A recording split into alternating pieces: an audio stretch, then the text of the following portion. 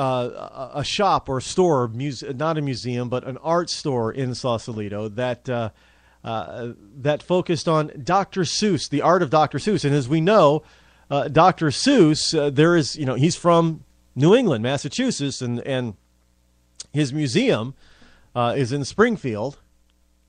But this Dr. Seuss was not a museum; it was an art store, and it was the artwork of Dr. Seuss brought to life in 3D sculpture. And I got to tell you something, folks. As much as I've enjoyed the Dr. Seuss stories growing up and reading the books like Cat in the Hat and things like that, they're very colorful, very benign, very strange creatures and everything. Yes, designs. But let me tell you, those Dr. Seuss characters brought to three dimensions, brought to life, if you will, 3D. They belong in a horror movie. They were some scary pieces, let me tell you. I wouldn't be putting that kind of stuff in a kid's bedroom. It would scare the hell out of them. I don't know whose idea was it to try to make Dr. Seuss look scary, but it truly, in my opinion, they belonged in a horror movie. Because that's how even the cat in the hat looks scary in 3D. I mean, it was crazy. And the prices on some of those things, I mean, out of $5,000 for a cat in the hat sculpture that'll scare the hell out of a little kid.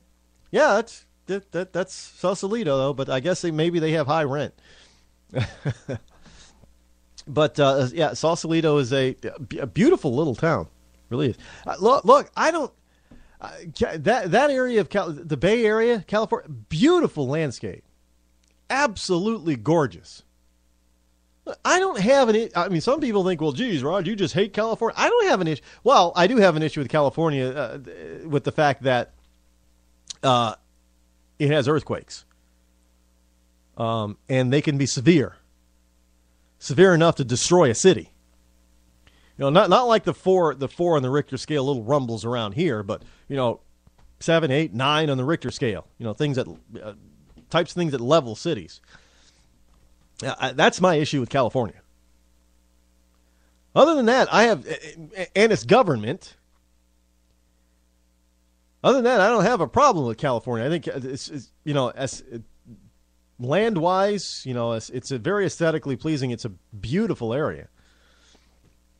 But again, because it's so liberal, because the earth tends to move too much, and because it's too damn pricey, I wouldn't live there. Even if I could afford to live in Sausalito. I mean, because one of the things is one of the questions that we had while we're sipping our wine in Sausalito, our $28 bottle of wine in Sausalito, is what would you do if you could afford a 1,200 square foot house at $1.5 million? And my first response is not live here, because I wouldn't spend it. And a lot of the houses over there in Sausalito, I mean, they're perched on stilts. Are you kidding me? You're going to spend that kind of money in a good rainy season, and all those houses come sliding off the hill, or a good earthquake that's centered on that side of the bay. All those houses, those stilts breaking those houses. And you know what? What's even worse is you could have a newer house or what have you, do everything right. Have reinforcement and everything, and you're really, stuck in the dirt and on the side of the hill. Your house isn't moving, but your neighbor up the hill, maybe they didn't have time or the money to do the necessary improvements, quote unquote, on their house and their property. And one good rainy season storm or earthquake, your house stands, but theirs slides right down the hill, taking yours out. How would you feel about that? How would you feel if your neighbor's house above you took out your house? Well, this is how they're perched. This is how they're built out there. And I wouldn't, you don't have any land to speak of. Because, even in the city, you get, got an eighth of an acre or something? There's nothing, you don't have any land. Surrounding. Good luck. It's beautiful to look at. And surprisingly, if you're looking at San Francisco, if you're across the bay and you're looking back at San Francisco, especially when, later in the afternoon when the sun comes around and starts heading out over the Pacific, and it illuminates San Francisco from the south and the southwest. Because San Francisco is very hilly, and the way that they build, the way that they've built up San Francisco, it really looks like a Mediterranean city because the buildings, very white. It's a white city. And I don't mean that as far as people. I mean, the buildings are all painted white, for obvious reason, because it can get very hot in the summer, I'm sure, just like in the Mediterranean, and it reflects the heat instead of the sunlight, instead of absorbing it. But it looks like the pictures that you see of the Mediterranean, like in Italy or Spain or some place like that. It's very white. I mean, it's beautiful, but that's what it looks like. That's the city by the bay, folks. I mean, I would suggest that I posted a few pictures on my Facebook profile. I should probably post some Alcatraz photos on the fan page, on the like page. But I posted a few pictures of on my personal page on Facebook, and I think it is set that you have to be a friend of mine in order to see it. You got to be careful. You never know who's out there. I mean, especially when you've become believe it or not, I am a public figure. I'm not a very famous public figure, but I'm still a public figure nonetheless. That enough people are probably out there who don't like me, which is, I'm not going to live in fear. It's fine, but I'm just aware of that fact. So I don't think a lot of the stuff that you can't read or see a lot of the stuff without friending me, and that's done on purpose. Now, if that's changed, I didn't change it. That would be Facebook, and I know that they change their privacy policies and things like that all the time. It's hard to keep up with, but I do try to keep it locked down for friends and family only. So if you can't see them, then I would suggest that you friend me. You could friend me and then see the pictures and then unfriend me, I guess. I don't know. But yes, Alcatraz was another wonderful place. Alcatraz. Now, if you're looking at the bay, and if you look at where the island is located in respect to the Golden Gate Straits, and this is why they call it the Golden Gate Bridge, by the way, not because of the color, because it's obviously not gold or yellow. It's primer orange. Really, the bridge was going to be a different color. But as they put the primer on the bridge, they liked the color of the primer. So they just, we're going to call it International Orange, and they made the primer the paint. So that's how it became to be this burnt orange color. It's a beautiful bridge, though. But if you look at that opening that leads out into the Pacific, that leads into the bay, is called the Golden Gate Strait.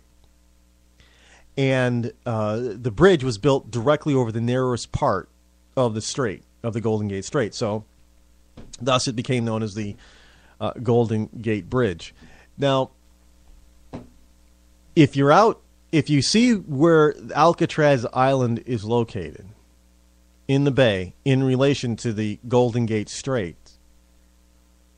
it is, naturally speaking, you couldn't plan for back in the day when they had cannons and big, masted sailing ships with, you could not plan for a better defensive posture of a bay than that.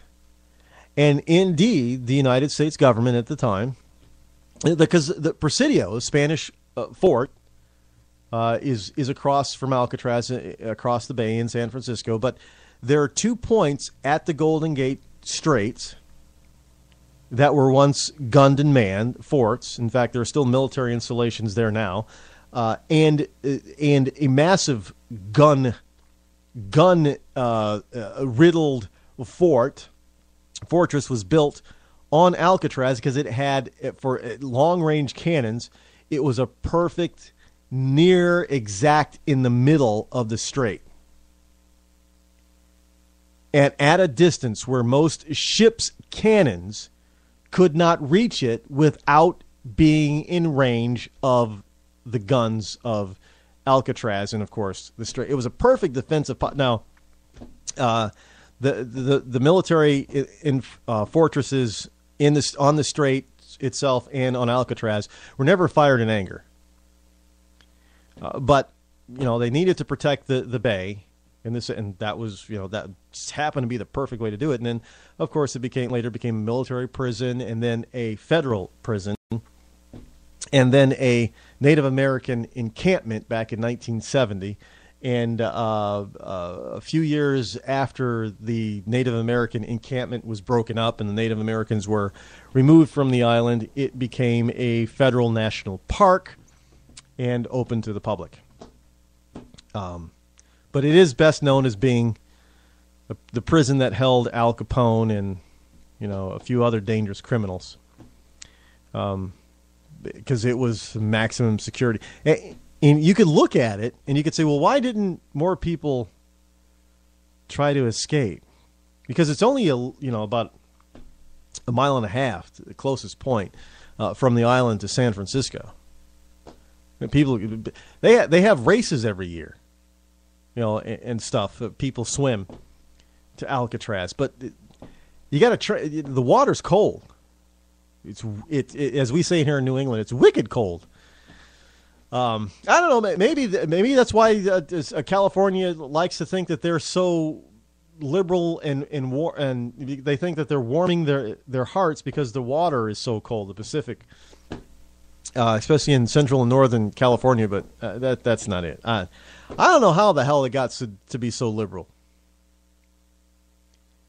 Really, because it was at one point a good. Well, the rest of the nation was pretty conservative too, but California was Ronald Reagan could not get elected in California today as governor. It just wouldn't happen. The only reason why Arnold Schwarzenegger did is for two reasons. One, because he was a Terminator, and two, he was married to Maria Shriver, of the Kennedy clan. That's the only reason. Those are the only two reasons. I don't think Clint Eastwood could get elected to be governor. He's too conservative as well. Charlton Heston, when he was he couldn't. No. Who else is who's Magnum PI? Tom Selleck. Tom Selleck couldn't be elected, as conservative and gun-loving as he is. Oh, hell no. Now, they might like him as Magnum PI and in a bunch of movies and stuff, but no, they wouldn't elect him. Speaking of election, folks, we got rooked in Illinois. We really did. I'm telling you, this was done on purpose. Jesse Jackson Jr., and this is from a CBS News report. So CBS is reporting this, and they like the left. It's got to be pretty accurate. Jesse Jackson Jr.